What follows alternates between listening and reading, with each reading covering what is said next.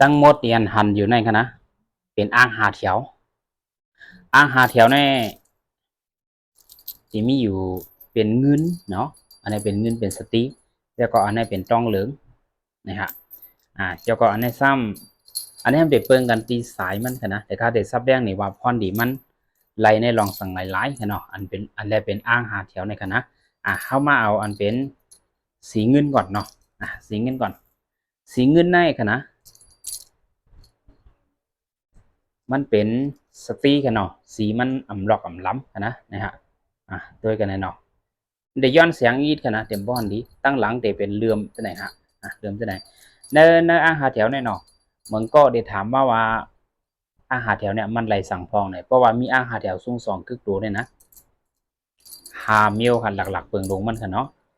หนึ่งลองผายเฮ่ผายกังสองลองผายจุกผายลับสามลองตีอยู่ด้านเศร้าเกเรตีอยู่ด้านเศร้าหน่อยครับตีอยู่บ่อเข้มเหมือนก็เหมือนจะหนังเฮิร์นเฮาหรือตีอยู่ด้านเศร้าเนี่ยมันต่อตั้งหรือมันจำตั้งเพตั้งเหลี่ยมตั้งสามเหลี่ยมมือเนี่ยจะเนี่ยอันนี้ครับมันเก็บอะไรเดี๋ยวก็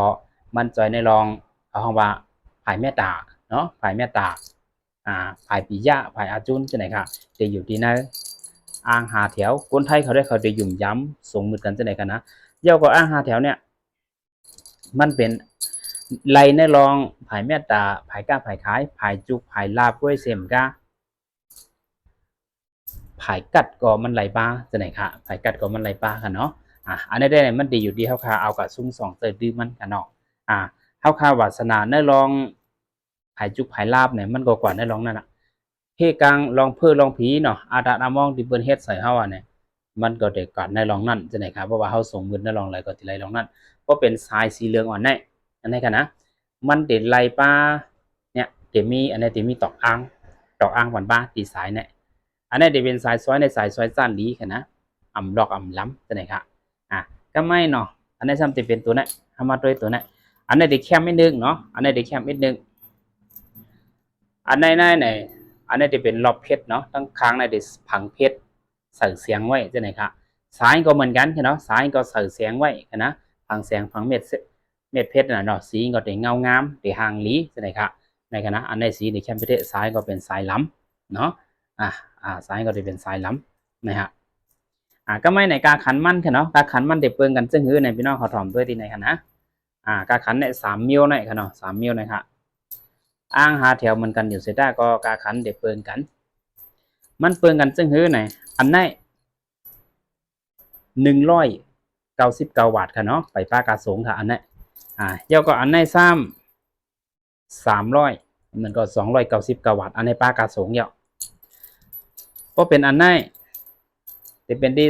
350 บาทค่ะนะอันนี้มันการดีหลายเนาะอย่างแรงการเลยอันนั้นไหนเพราะว่าอันนี้การมาดีไซน์ค่ะสายเนี่ยจะเป็นสายพังเพชรเนาะ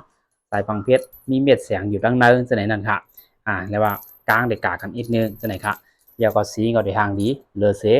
อันนี้เป็นสายอ่อนเล็กๆแน่ไหนเพราะเป็นสายต้องเรืองอ่อนแน่ไหน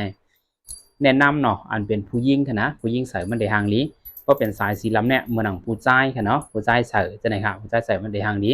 เดี๋ยวก็อันนี้ซ้ำเนี่ยอันนี้ใส่อะไรกูเซียนค่ะเนาะมาได้เป็นผู้ยิ่งถึงผู้ใจค่ะเนาะเดี๋ยวก็มาได้เป็นก้นข้าวก้นเก๋ก็ใส่เดี๋ยวก็มันเด็กเข้ากันดีนั่นค่ะเพราะก้นเทาเพราะใส่สีในมันบ่ห่างดีนะคะเนาะเพราะก้นเทาเนี่ยเพราะใส่สีในเด็กเข้ากันเลยหมดแต่นั่นค่ะอ่างหาแถวผายเห็บผายกลางผายจุกผายลาบจะไหนกันเนาะเพราะว่าพี่น้องเขาสั่งตั้งเฟซบุ๊กค่ะนะสั่งไลน์ค่ะโมเดลเนาะ